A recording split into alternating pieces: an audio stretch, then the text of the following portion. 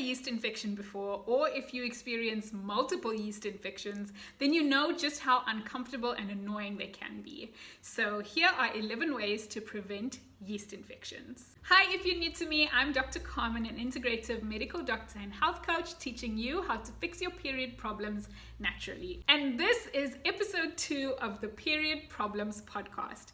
In this episode, we're going to be talking about yeast infections. We're also going to be looking at hormone-free contraceptive methods, how to shop for essential oils, so what to look for to make sure that your essential oils are not fake. And then I have a hormone health tip of the week. If it is your first time tuning into the Period Problems podcast, I'm so happy to have you here, whether you're tuning in on YouTube or another podcasting platform. Please go ahead and subscribe and let me know your feedback in the comments section. I'd love to know if you are enjoying this type of content and any suggestions or comments for future videos.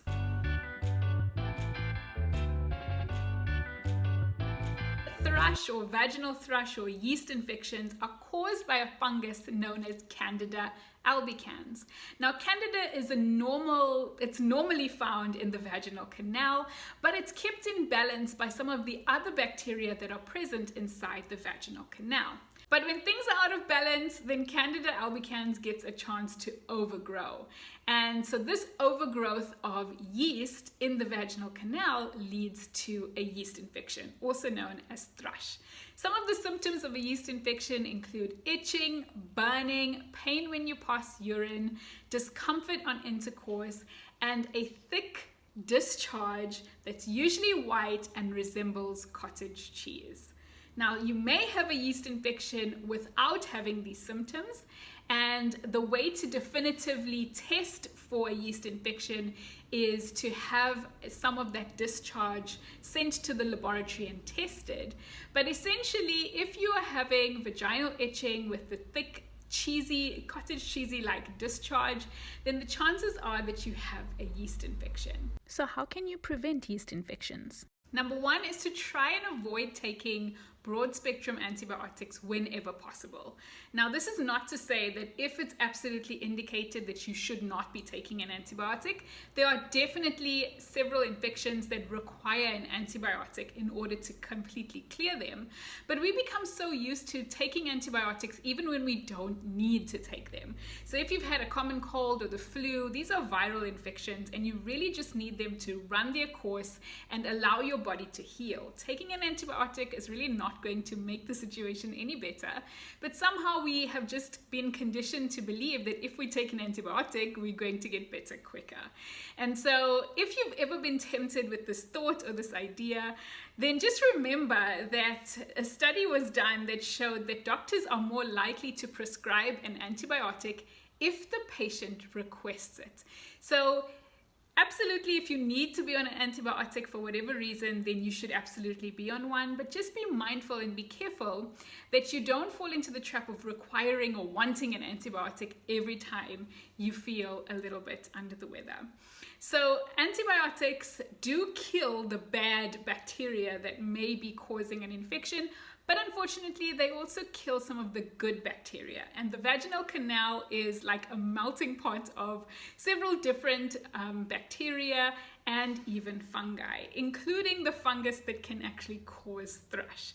And so when you wipe out some of the good bugs that are actually keeping things in balance, it gives an opportunity for fungus to overgrow and cause the symptoms of a yeast infection. So if you can avoid it, try to avoid antibiotics unless you absolutely need them. Second is to avoid using underwear that is not cotton. So yeast actually loves a moist, damp, hot environment. And so if we are using underwear that's not breathable and that doesn't absorb moisture, then this is creating the ideal environment for yeast to flourish and to thrive. And so cotton underwear is always advisable just in general, but especially if you struggle with recurrent yeast infections, you want to switch out all your synthetic or nylon underwear to cotton underwear instead. This will allow your groin area not to become overly hot. It will also allow for the cotton to actually absorb some of the moisture instead of it just kind of sitting against your skin and creating the ideal environment for fungus. Definitely, if you are somebody who struggles with yeast infections, stick to cotton underwear. Third, you want to avoid using overly or wearing overly tight clothing. So did you know that things like tight yoga pants or tight jeans or tight pants can actually promote the growth of yeast?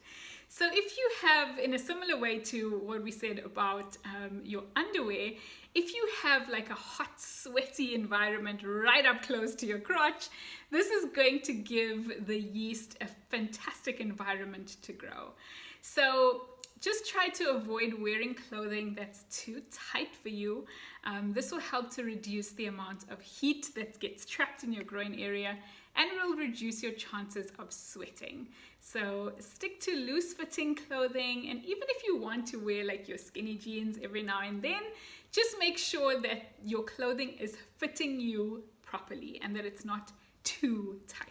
Next, avoid wearing wet clothing for prolonged periods of time. This is especially true if you've gone out swimming and perhaps your costume is soaking wet and it's taking some time for it to dry. Or if, let's say, you are sweating a bit and there's a bit of moisture collecting in your crotch area, you want to make sure that you're changing out wet clothing as quickly as possible. So again, this speaks to that moist, damp environment that yeast absolutely loves. So if you have been out swimming or if your clothing has become wet for whatever reason, try not to keep that clothing on for too long. You want to change out into clean, dry clothing as quickly as possible. This will help to reduce your chances of getting recurrent yeast infections. Number 5 is avoid douching. And so this applies not only to inserting like soaps and things like iodine solutions inside the vaginal tract, but it also includes like washing the vulva with harsh soaps. And even a lot of the feminine washes that are on the market can sometimes cause imbalance in the pH in the vaginal canal, and this can provide an ideal environment for yeast to thrive. So we've been conditioned to believe that we need to be using these washes and douches to promote optimal hygiene and to keep things smelling fresh and clean down there. And really, this is a myth. There's a lot of advertising and a lot of promotion of certain products that has gone into supporting this idea, but ultimately you don't need more than some water actually, and maybe a bit of mild, unscented, chemical-free and fragrance-free soap. So the idea that you need to actively be cleaning yourself inside is a myth. The vagina really cleans itself, and so it doesn't really need your help in order to do that. So perfumes and scented soaps and douches and all of that stuff is unnecessary. It disrupts the normal pH in the vagina, and this causes certain microorganisms like yeast to overgrow. So avoiding using douches and these feminine washes will certainly help you to prevent recurring yeast infections. Number 6, avoid using scented pads and panty liners. You really don't need a scent on your sanitary wear, and in fact, a lot of the scents and fragrances that are added into these sanitary products can be irritating to your skin. And once you get a little bit of inflammation or irritation on the surface of the skin, this can actually provide an environment for things like yeast to overgrow. Avoid using scented pads and panty liners in general, just because of your exposure also to things like endocrine disrupting chemicals, which are chemicals that could potentially be disrupting your hormones. But certainly if you are trying to prevent an infection like thrush or yeast infections, then you want to stay away from these scented products. You also want to be making sure that when you are using pads or panty liners, that you change them frequently, so that you avoid just keeping like a soiled, moist, or wet pad up against you for long periods of time. This again will create an environment for yeast to grow, and so you want to avoid that and make sure that you're changing out your sanitary wear as frequently as you need to. Next, and this is a bit of a controversial one, but consider using a hormone-free contraceptive method. Contraceptives have been associated with the increased risk of recurring yeast infections. And that's because of the influence of these hormone-based contraceptives on our own body's hormones. Many women who use hormonal contraception will say that when they are on hormonal contraception, they get more yeast infections. And so there are some alternative birth control methods that don't involve hormones. So if you are on hormonal birth control and get recurrent yeast infections, and you're doing everything else to make sure that you don't get these infections, then consider switching to a hormone-free contraceptive method to see if that helps to reduce these infections. The next tip is also slightly controversial, but we mentioned earlier that one of the reasons why you can get a yeast infection is because of an imbalance in the microbiome, essentially in the vagina. So the bacteria and fungi that normally reside in your vagina are in a delicate balance, and when that balance gets thrown off for whatever reason, then certain organisms like fungus can overgrow. And so one thing that you may consider doing is taking a probiotic, especially a probiotic that has been formulated for women's health.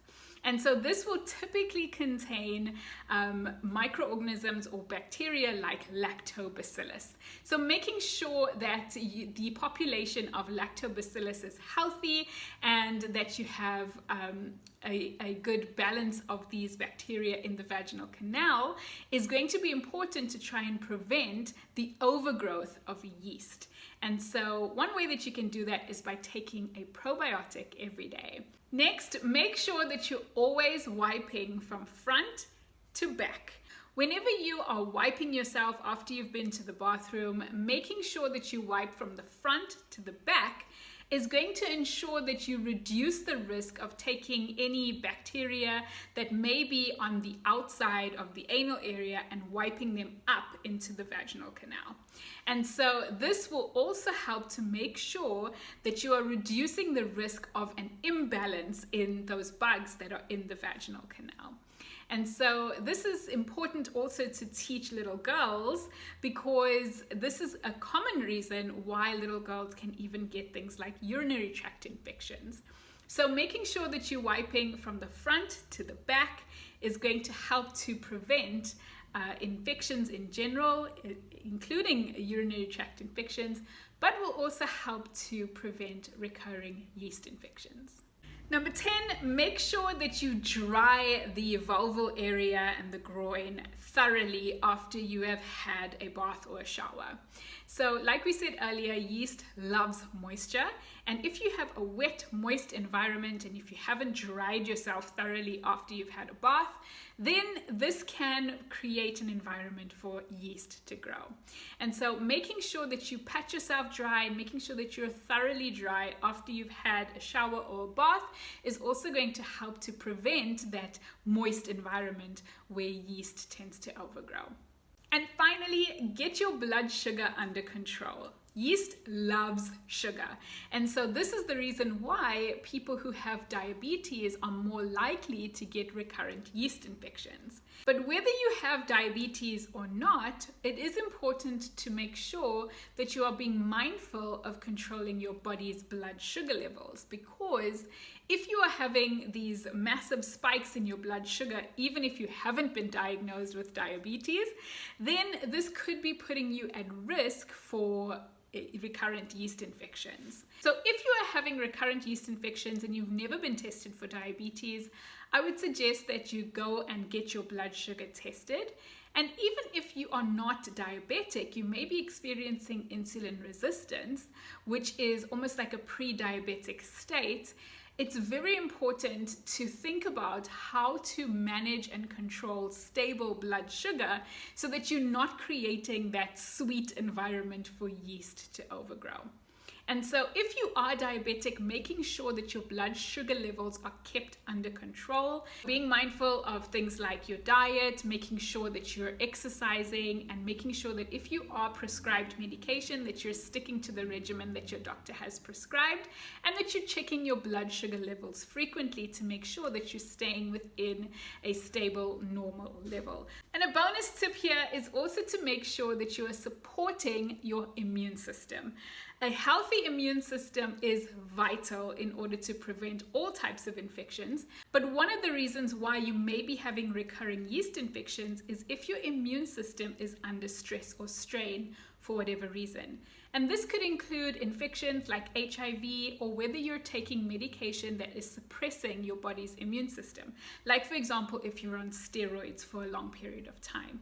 So essentially, it's important to make sure that you are supporting your body's immune system to make sure that you reduce the likelihood of these types of infections from occurring. And again, if you're having fungal infections and you've never been tested for HIV, it would be a good idea to get your status tested. Okay, so all of these tips are fantastic to prevent yeast infections, but what do you do if you already have a yeast infection? So yes, you can implement all these strategies even if you already have a yeast infection, because all of them will help you to make sure that the infection doesn't get worse, and also will help to support you while healing your yeast infection. But certainly I would recommend going on a good probiotic and going to see your doctor. If you already have a yeast infection, it is important to get treated. There are a wide variety of DIY remedies out there, and some of them may work, but some of them may not. And in fact, some of them may be straight up harmful. And so I would definitely recommend visiting your healthcare practitioner, getting assessed to make sure that you really do have a yeast infection, and then getting the appropriate treatment. There are a variety of different medications out there to treat yeast infections. There are some tablets that you can take. There's even vaginal pessaries, or like these suppositories that are inserted into the vagina, as well as creams that can be inserted and applied to the vulva on the outside. So just depending on the severity of your yeast infection, your doctor will be able to determine which is the appropriate treatment for you, and then you can go ahead and start implementing the tips to prevent these infections going forward.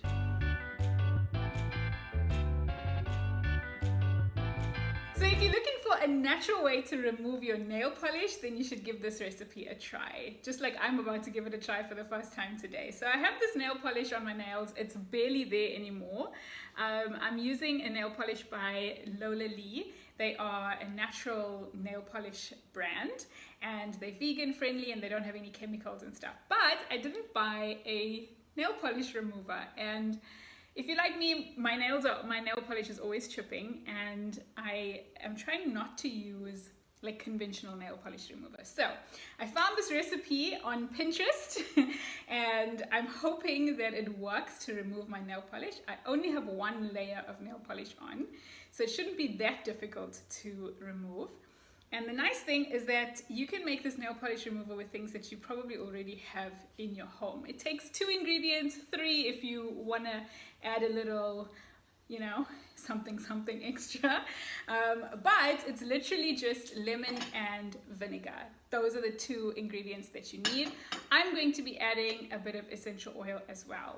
So let's see if this works. So they say that you're supposed to use equal parts of lemon and vinegar for this recipe. And you're supposed to also soak your nails in warm water before you try to remove the nail polish. So I'm just gonna juice this lemon. Okay, so I'm gonna go equal parts of lemon and vinegar. So I think I'll start out with 2 tablespoons of each, and then we see how we go from there. So that's 2 tablespoons of lemon, and then let's go with 2 tablespoons of vinegar. This is just regular white vinegar. And then I am going to add in some essential oils. This is sweet orange essential oil. I read up that citrusy essential oils are really good at removing your nail polish. So I had this orange one. You could use lemon, you could use grapefruit, you could use bergamot, you could use a combination like a citrus blend. And I'm gonna eyeball it. I'm probably gonna add about 5 drops of essential oil in here. Okay, that's it. And then I'm gonna give that a bit of a mix. So I've got some warm water here. I'm just gonna soak my nails for 10 minutes and I'll be right back. Okay, so 10 minutes are done. Let's see if this works or not. And I'm just using one of these reusable makeup wipes. And I'm using that to just kind of dip in there and apply. So they say that you should leave it for like 10 seconds or like 20 seconds just to kind of soak on. If you've ever had a gel manicure taken off, then you know that they usually just like put on some cotton wool with some acetone and foil. So kind of the same idea, just kind of leaving it on there for a few seconds before I try and take this off. So let's see if this works. So it's been on for a while and it's coming off.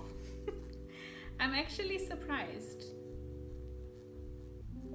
It's obviously not as like quick as taking it off with acetone based nail polish remover, but it actually is working. So okay, it's not easy. This is not easy to take off, but it is coming off. So it's just taking a bit of time. It's taking long, guys. Like,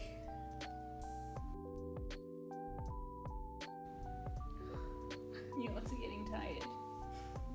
One eternity later. Okay, so I went to get a nail file just to take off like the top shiny coat, or the top like shiny level, and see if that actually helps to kind of get the lemon and vinegar underneath into the nail polish itself. So let's see. I did lightly file the top layer of nail polish just to see if that helps. Okay, so definitely using the file helped, but it's still very slow. So I'm gonna try the second method that I found on Pinterest, which is to use lemongrass essential oil directly onto the nail polish and then remove it that way. So let's see if this works better. Oh, wow. Yes. Wow.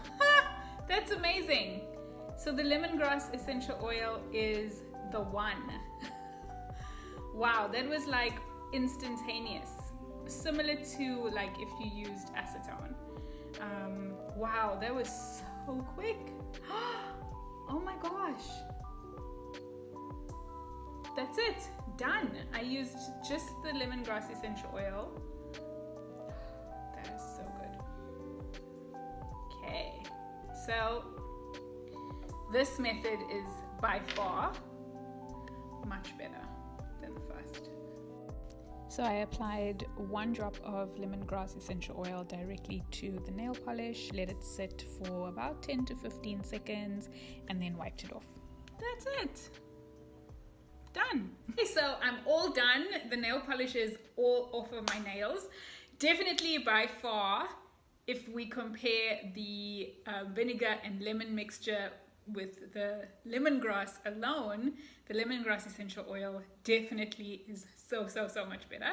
It's much quicker, and I don't know if you are as sensitive as I am about like chemicals and that kind of thing, but one of the things like that used to irritate me or bug me when removing my nail polish was the smell of like the acetone and the nail polish remover. And this is like completely revolutionized removing nail polish, because not only is the lemongrass essential oil so fast, But it's like you having an aromatherapy session while you're busy removing your nail polish because it smells so, so good. So definitely I would suggest that if you are going to use either one of these, it does make it a lot faster if you do a gentle, very gentle file just on the surface of the nail polish. It just really gets things going and kind of gives you like a rough surface to apply the either the essential oil or the lemon and vinegar mixture onto, which allows it to kind of penetrate through the nail polish. And so whether you're going to use the lemon and vinegar mixture, which does take a little bit longer, but it does work, or if you're going to use the lemongrass essential oil just on its own, if you want to make it that much faster, then you can use a nail file before you apply the product. But I will say that even without filing, the lemongrass essential oil on its own is so fast. So it's definitely going to be my go-to when it comes to removing my nail polish. The lemon mixture, like I said, while it does work, it is a lot slower. And like, I don't have the patience to be sitting and rubbing for goodness knows how long. I definitely recommend the lemongrass essential oil on its own to replace your conventional nail polish remover. I get asked a lot about contraceptive options that don't involve hormonal birth control. In fact, I received this question on my Instagram which said, I'm getting married soon and I'm afraid of starting hormonal contraceptives because I'm worried that it's going to mess up my menstrual cycle. I'd highly appreciate your advice on which contraceptive I should look into. So if we think about it logically, you can only get pregnant for about 5 to 6 days throughout your cycle. And the reason for this is because when you ovulate, an egg can only last or survive for 12 to 24 hours. And sperm can only survive in your body between about 3 and 5 days. So if you add those two together, it really only gives you about a 5 or 6 day window for you to potentially get pregnant throughout a menstrual cycle. And if you typically have a 28-day menstrual cycle, it means that in a month, you only have a very small window in which you can potentially get pregnant. And so when we take hormonal contraception, you're essentially shutting down your own body's hormonal fluctuations. And in so doing, you may be putting yourself at risk for hormone disruption and for a host of side effects that I think a lot of us just kind of overlook when we think about taking hormonal birth control. And so if you have, read up on the side effects of hormonal birth control and you've made an informed decision to take hormonal birth control, then that's all very well and good. But if you are looking for a contraceptive method that doesn't come with all the potential side effects and risk factors of hormonal birth control, then choosing a hormone-free contraceptive method may be something worthwhile looking into. Now, if you've been prescribed the birth control pill for period problems and not to prevent pregnancy, then I'd highly recommend trying to get to the bottom of why you are experiencing your period problems so that you can get to the root cause and address that cause so that you don't actually need the birth control to manage your symptoms. But if you are just looking to prevent pregnancy and you don't want to go on hormonal birth control, here are some options that you can look into. So the first group of hormone-free birth control options is what we call barrier methods or barrier contraception. So as the name suggests, barrier contraceptive methods create a barrier of entry for sperm getting into the uterus to potentially fertilize an egg. And so some examples of barrier contraceptives would include condoms. And this includes male and female condoms. Now, for some people, using condoms, especially within the context of a long-term relationship or a marriage, can be a little bit inconvenient. However, this is a great contraceptive method that not only prevents pregnancy, but also helps to protect you against sexually transmitted infections. So when looking for a condom brand, I would highly suggest looking into toxin-free brands if you have those available to you, because remember that the vaginal canal does have a really rich blood supply, and so if you're exposed to nasty chemicals that could be in the condoms that you're using, then you could be putting yourself at risk inadvertently when using them. So look out for toxin-free condom brands, but essentially this is a great way to use contraception as and when you need it, so that you're not putting yourself at risk throughout the month just to prevent pregnancy on over a short period of time. The next barrier contraceptive method is the diaphragm, and this is typically a latex or silicone dome that rests and creates a seal up against the vaginal walls and essentially covers the cervix and creates a barrier preventing sperm from entering into the uterus.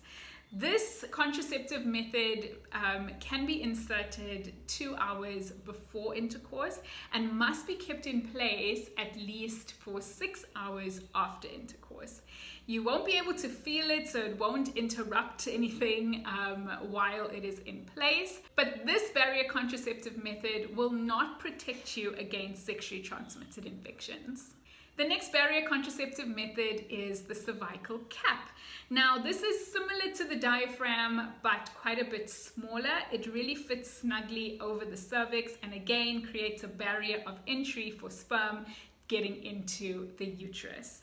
You can keep a cervical cap on for up to 2 days, and again, you don't feel it during intercourse. And again, it also won't protect you against sexually transmitted infections. Okay, so moving on to hormone-free contraceptive methods that are not barrier methods. And the first one here is the withdrawal method, also called the pull-out method or coitus interruptus. And this is a contraceptive method that has been used for thousands of years. And it's basically where the man will withdraw before he ejaculates. And so this contraceptive method does have a higher chance of failure, and again won't prevent against sexually transmitted infections. And you really are relying on your partner to take control of this contraceptive method. So it is something to consider perhaps as an interim contraceptive method. It is a contraceptive method that you may consider using in combination with another contraceptive method that I'll touch on later. But ultimately, this is a contraceptive method that is still widely practiced. And if this is done with 100% accuracy as it can get, then the failure rate comes all the way down to approximately 6%, which is about on par with other contraceptive methods such as condoms. The next hormone-free contraceptive method is the copper IUD or intrauterine device. Now, this is a little device that's made of plastic and copper that is inserted into the uterus to prevent pregnancy. It works in 2 ways. So it helps to reduce or paralyze sperm, so it reduces the mobility of sperm so that they don't swim up to fertilize the egg. And it also creates like a hostile environment inside the uterus so that a fertilized egg will not implant. As a result, it can be an effective contraceptive method that doesn't actually release any hormone, so that's hormone free. You do get other intrauterine devices that do release hormones, but the copper IUD is completely hormone free. So the benefit here is that you don't actually get disruption of your normal menstrual cycle because it does not prevent ovulation. So you will still ovulate as normal and have a period as normal. It's just that it's there and preventing fertilization as well as preventing implantation of a fertilized egg. And so what are some of the benefits of the copper IUD? So like we said, it doesn't involve any hormones. It's not going to disrupt your normal menstrual cycle. It can also be used as an emergency contraceptive. And typically you don't feel it, you don't even know it's there, and it can can basically be inserted and left in the uterus for up to 10 years. So it kind of just like removes the headache of having to think about your contraceptive method. But the copper IUD doesn't come without its potential side effects. And so some of the side effects include a little bit of pain or discomfort after insertion. So typically a copper IUD would need to be inserted in a doctor's office or in a clinic. If you've ever had a pap smear, then it's kind of a similar process. You would basically have a speculum inserted into the vaginal canal, and then your healthcare provider would visualize or look at your cervix and then insert the copper IUD through the cervix into the uterus. So you don't need to go to theater, it's not an operation, so you don't need to be sedated at all. So it can be a little bit uncomfortable, and it can take a little bit longer than a pap smear would typically take. And so it helps to just kind of relax and not clench up and contract too much, because that actually increases your discomfort level. And so essentially after the IUD has been placed, you may experience a bit of cramping, a bit of discomfort, a bit of pain, similar to period pain if you experience period pain. The other thing about the copper IUD is that some people do experience heavier bleeding after it has been put in place. And so if you already battle with heavy periods, then this is something to think about when considering your contraceptive options.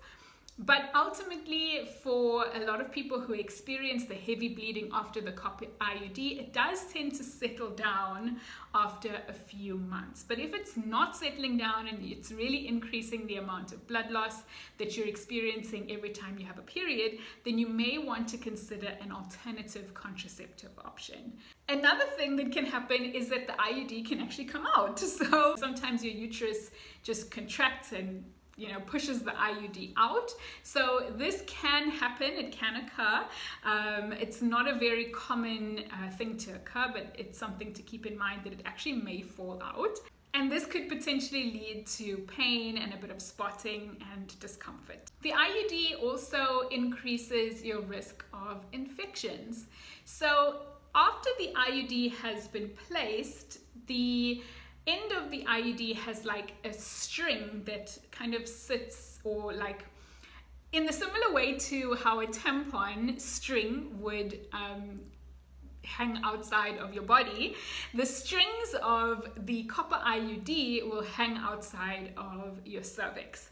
And that is so that when it's time to remove the copper IUD, so that it's easy for the healthcare practitioner to actually locate the strings and pull the IUD out using those strings.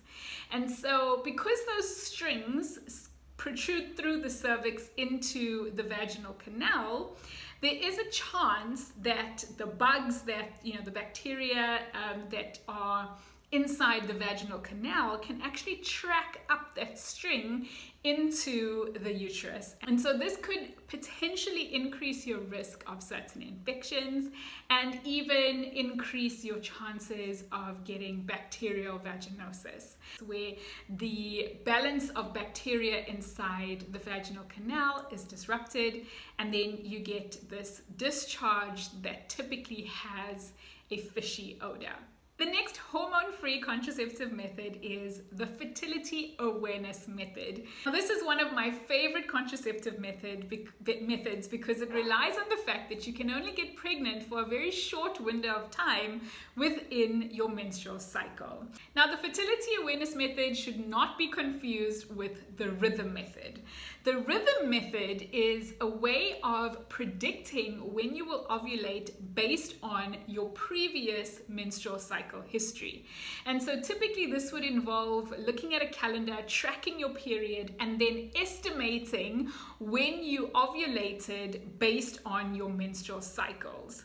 This is kind of similar to what period apps will do. So period apps generally try to predict when you have ovulated based on the input that you have submitted in the previous menstrual cycle. So that's why period tracking apps tend to get more and more accurate as you complete more information. But the period apps that you're using and the rhythm method using just a calendar and tracking your period, both cannot accurately say when you have ovulated. The only accurate way to know when you have ovulated is by monitoring a few different parameters. And so that's what the fertility awareness method is about. The rhythm method and using period tracking apps are great to give you like an idea of what's going on, but they are incomplete and they cannot tell you for sure when you have ovulated. The only way to know for sure when you've ovulated is by tracking a few things. So that would include your cervical mucus. Now, your cervical mucus is basically that discharge that comes out throughout the days of your cycle. And your cervical mucus will change depending on which time or at which point you are at in your cycle.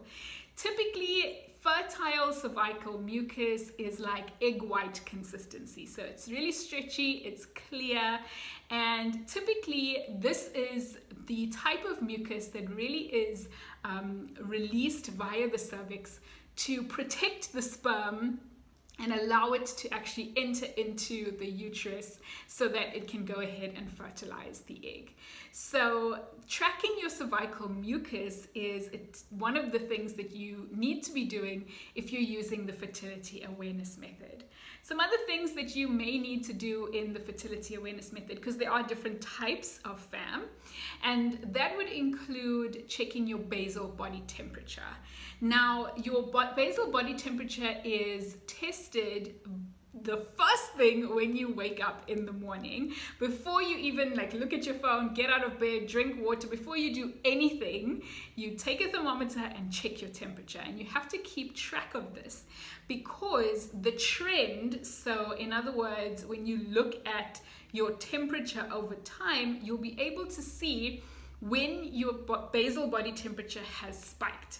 And that's an indication that you have ovulated.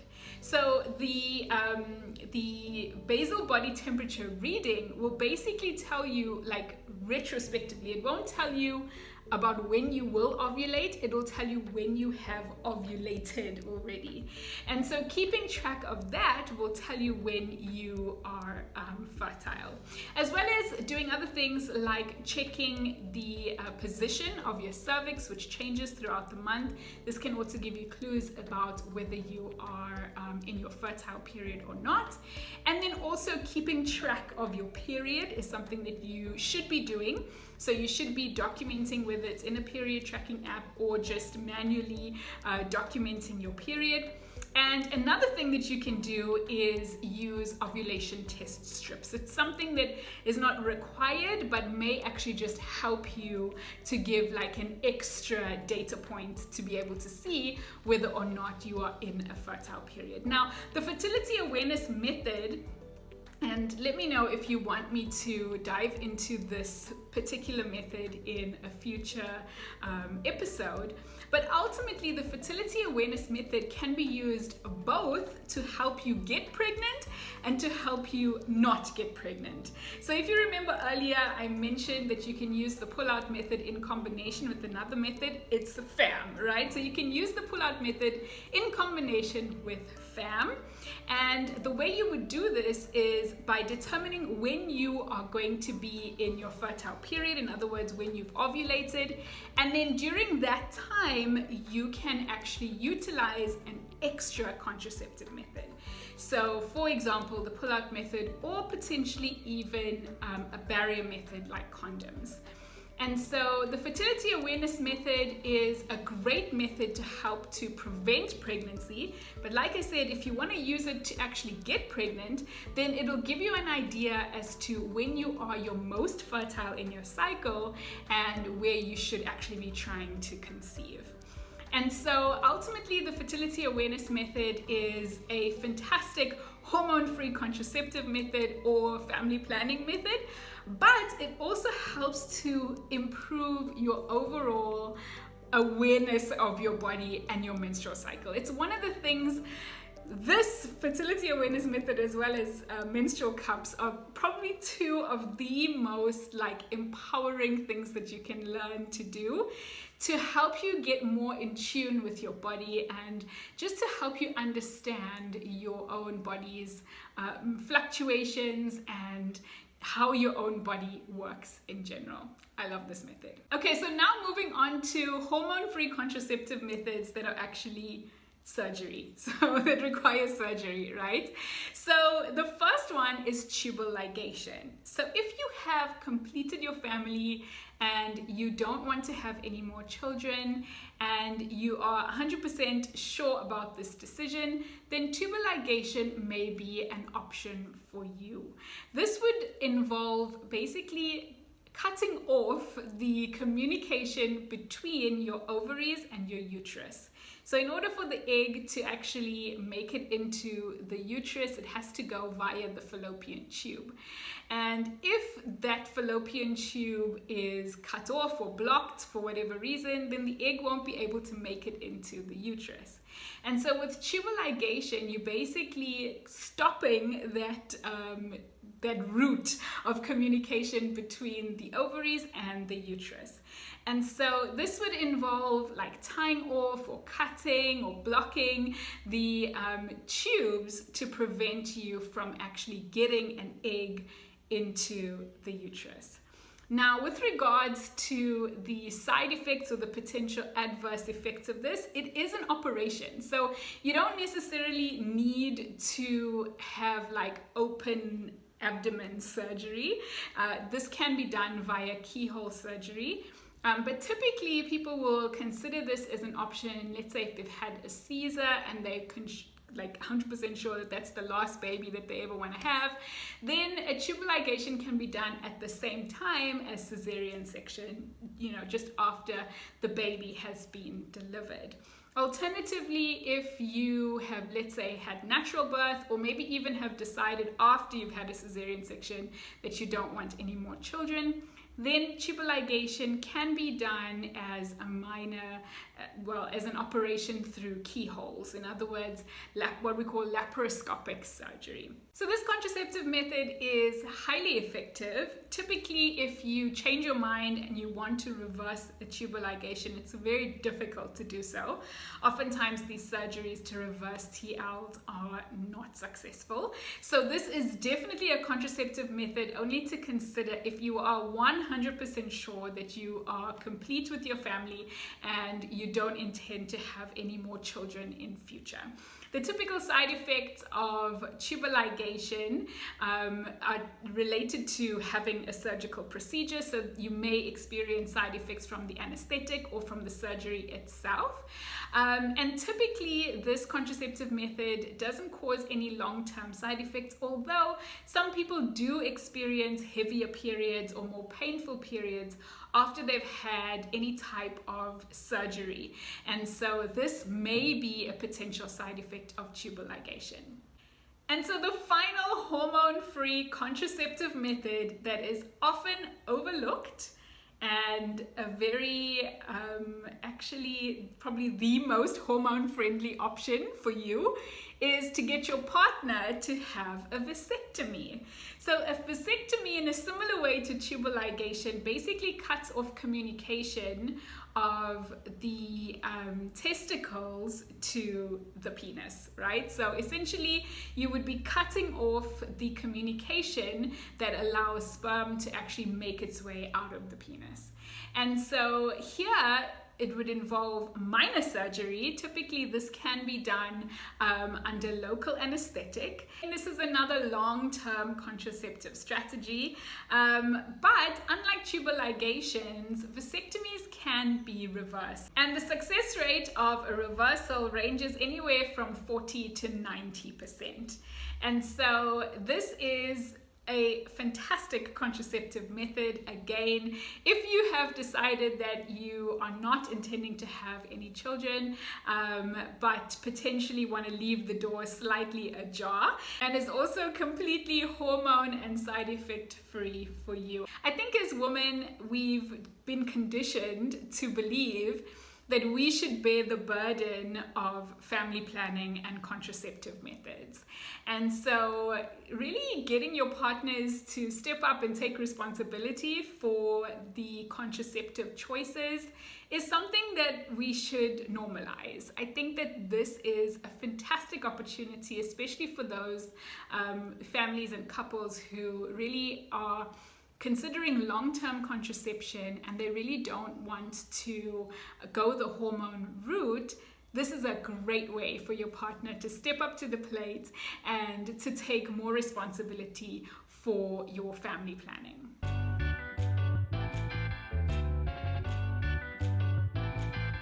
If you love essential oils, you may want to rush out and go and purchase as many of them as you can, especially if you're just discovering these oils for the first time. But not all oils are created equal, and some oils can actually contain harmful substances. So how can you know whether the essential oils you're purchasing are of good quality and whether they are actually going to do what you think they're going to do? And also how to avoid oils that may actually be fake essential oils. So here are 7 things to look out for if you are going out shopping for essential oils and you have no idea where to start. These 7 things are vitally important to look out for to make sure that you're not wasting your money on expensive oils unnecessarily, but also to make sure that you're not buying oils that could actually be harmful to your health. The first thing is the packaging. Essential oils typically should be in opaque, so not see-through, glass bottles. If your essential oils are in plastic bottles, or if they are in see-through bottles, whether that is glass or plastic, don't buy those essential oils. Essential oils are really the oils that are extracted from plants, and they are extremely concentrated and highly volatile, which means that they're quite sensitive to things like light and exposure to air. So essential oils will actually evaporate into the air, which is why you should never leave your essential oil bottles open, and it's also why you can easily diffuse essential oils in a diffuser. But one of the other characteristics of essential oils is that they're extremely sensitive to light. And so if your essential oil bottles don't protect the oils from the light by being opaque or not see-through, then this is going to impair the quality of the oils. It's also important to remember that essential oils, because of how concentrated they are, they can actually leach out into plastic. And so the potency of the essential oils can actually cause the chemicals from the plastic to leach and absorb into the oils themselves.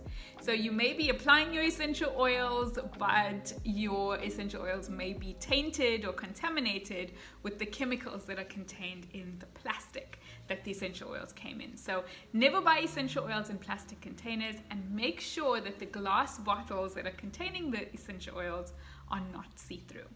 Second, look out for the labeling of your essential oils. Typically, you will find essential oils that state that they're 100% pure and they're certified therapeutic grade.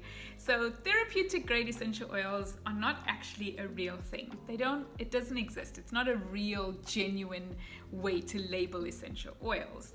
But certain companies will label their oils that they are certified therapeutic grade, and this may actually cause you to have too much confidence in the brand, because it sounds like a nice fancy thing that they're certified therapeutic grade, but it actually doesn't mean much. So what are some of the things that you should be looking out for on the label? Well, you have to make sure that the essential oil is labeled with its general name, but also that the Latin name is included as part of the way that the essential oil is labeled. So in other words, your essential oil can say lavender, but it should also include the Latin name, for example, lavender angustifolia. And so this is one way of quickly checking to see if the essential oil that is claimed to be in the bottle is really coming from a plant, and making sure that it's not actually just fragrance oil or some kind of diluted oil that may contain a bit of essential oil but may contain other things. So look out for the Latin name when you are looking at the labels of your essential oils. The third thing is to look out for other ingredients that may be listed on the bottle.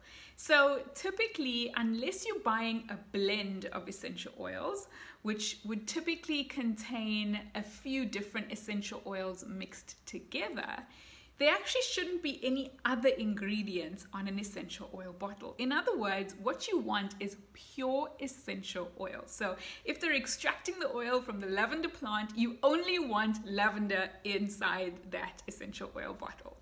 And so if your essential oil is labeling or listing certain ingredients on the label, then this is a sign that the essential oil has in fact been mixed with or diluted with other ingredients, and so it's really not pure essential oil in the bottle.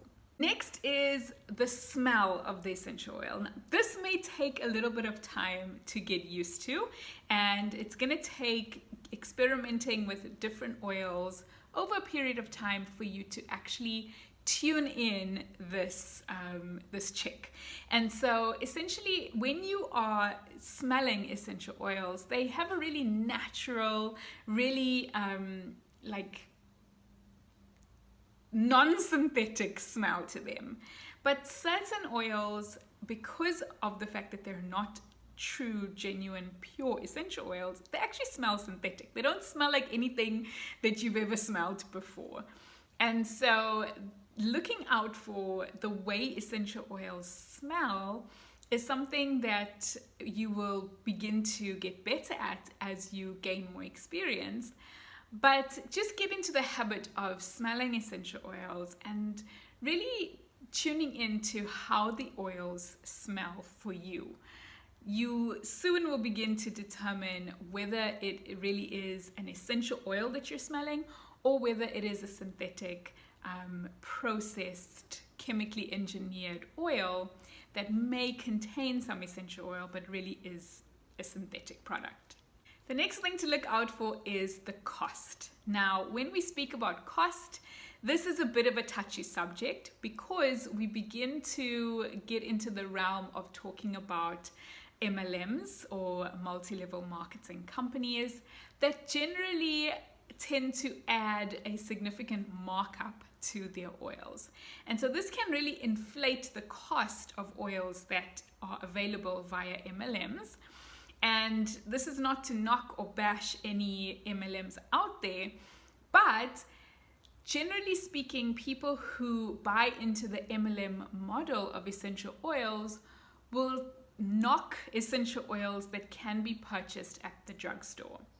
And sometimes this is valid because there are some essential oils that really are just synthetic and adulterated with chemicals and may even contain some of the chemicals that were used in the extraction process. So they may be contaminated. So there may be some truth to that because not all essential oils are pure. But it's not necessary to pay these extremely inflated prices for essential oils. But on the other hand, essential oils are not cheap.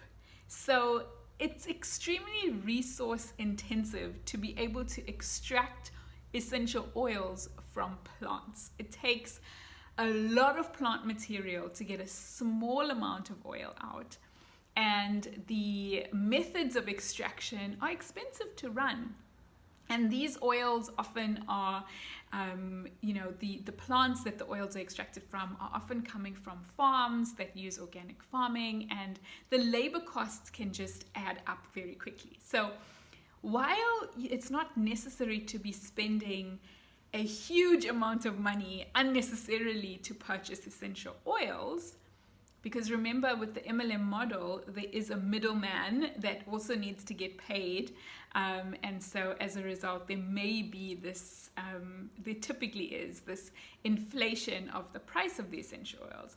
But if the essential oils are very cheap, then this is a sign that they're not actually pure essential oils. So this will vary from place to place, country to country, brand to brand. But if you go out there and look at the market and look at what is available, it's typical that the oils that are way on the cheap end of the spectrum are probably not going to be the pure version of that essential oil. And it's more likely that they've been diluted or mixed with other oils like carrier oils to kind of bulk up the volume so that they can keep the costs down. And then next, there are some tests that you can actually do. So if you purchase essential oils or if you have essential oils at home, then I have 2 tests that you can do to see if your essential oils have been mixed with anything. So there are 2 tests that you can do that can tell you whether your essential oils are pure or whether they've been mixed with something else. So the first test is to put your bottle of essential oil in the freezer. So oil will not freeze. And if your essential oil is in the freezer and it freezes, then this is a sign that your essential oil has been mixed with something like a water-based solution, because it really shouldn't be freezing when placed in the freezer. So the water test, or the test to see if there's any like water-based solution mixed with your essential oil, is one of the tests that you can do. And I typically will, if I'm buying a new essential oil brand for the first time, I'll pop the bottle in the freezer overnight, and then by the next morning have a look and see if the essential oil has frozen. So that's one test that you can do to make sure that your essential oil hasn't been mixed with anything. But the final tip that I have for you, and this is my favorite way to check to make sure that the essential oil that I have is pure and that it's not fake and that it hasn't been mixed with anything, is the paper test. And so just placing 1 drop of essential oil on a piece of white paper and allowing it to dry to see if there's any oily residue that gets left behind. Now, depending on the type of essential oil that you are using, you may see on the piece of paper, once the essential oil has fully evaporated and dried, you may see that there is a bit of a tinge left on the paper. And this may be as a result of the pigment or the color that has been extracted from the plant and that has ended up in the oil. So you're not looking at the color of the paper afterwards. You're looking for a sign that there is oily residue left behind on the paper. In other words, that the paper doesn't look like it's completely dry. You know what cooking oil looks like on paper. If you don't know, then you can put a drop of cooking oil on as a reference point to be able to compare to your essential oil. But typically, essential oils will evaporate completely from the paper and only leave behind a bit of pigment if the oil was pigmented. But oils that have been mixed with other oils, like carrier oils, and that have been diluted or adulterated, will leave behind an oily residue. And so this is another way that you can determine whether your oil is a real essential oil or whether it is something like a fragrance oil or some other synthetic essential oil.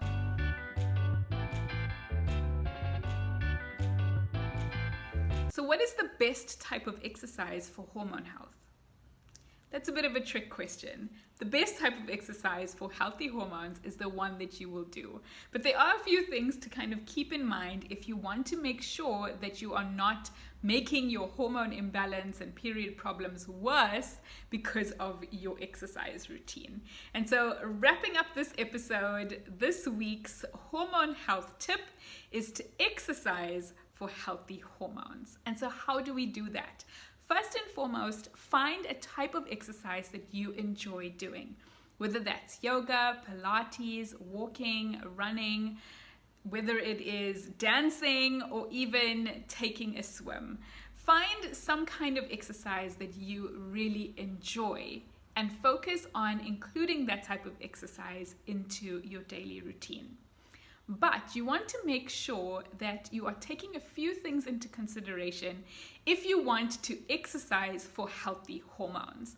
And the first thing to keep in mind is to make sure that you are tracking your menstrual cycle so that you are aware of how your body is fluctuating throughout your cycle, so that you can better determine how energized you're going to feel in order to modify your exercise routine accordingly. So what I mean by this is our bodies are not the same every day of the month. Unlike males whose hormones remain pretty much consistent all day, every day, around the clock, women have hormone fluctuations that affect your energy levels.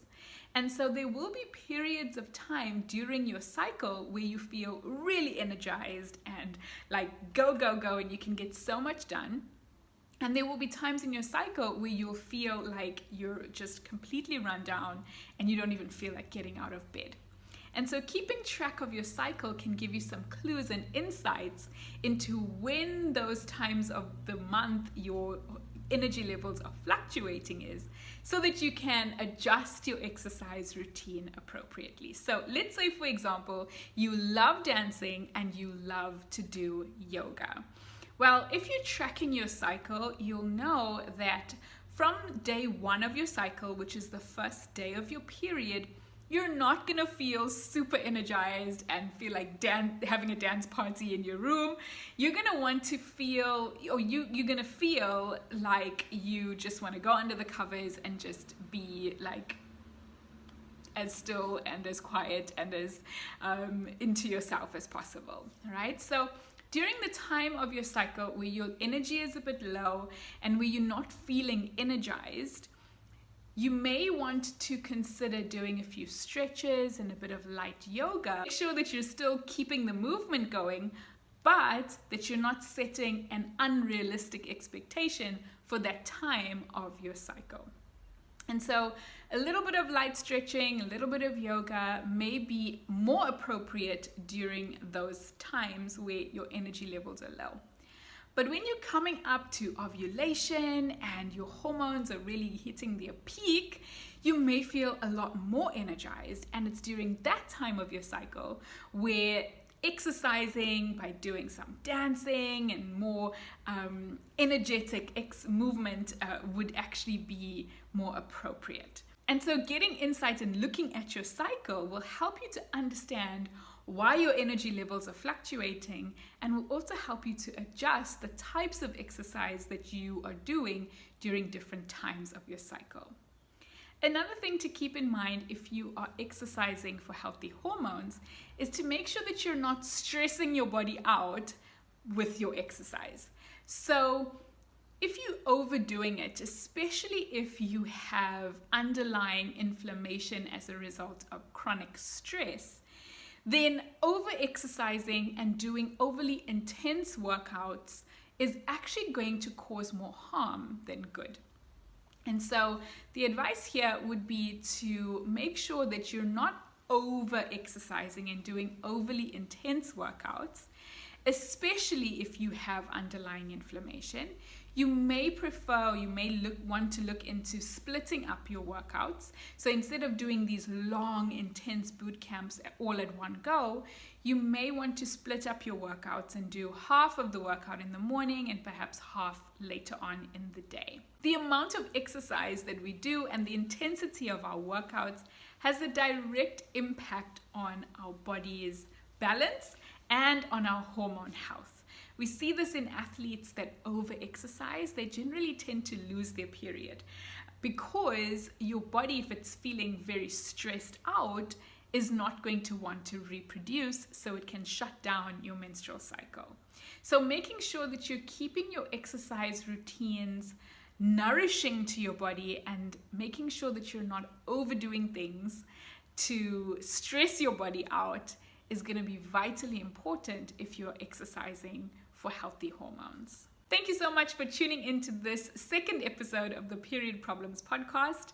I'm Dr. Carmen, helping you fix your period problems naturally, and I hope that you will go ahead and subscribe, whether you're listening in on YouTube or your favorite podcasting platform, so that you don't miss future episodes. And I'd love to hear your feedback, so let me know in the comments whether you have any suggestions or questions or topics that you'd like for me to cover in upcoming episodes.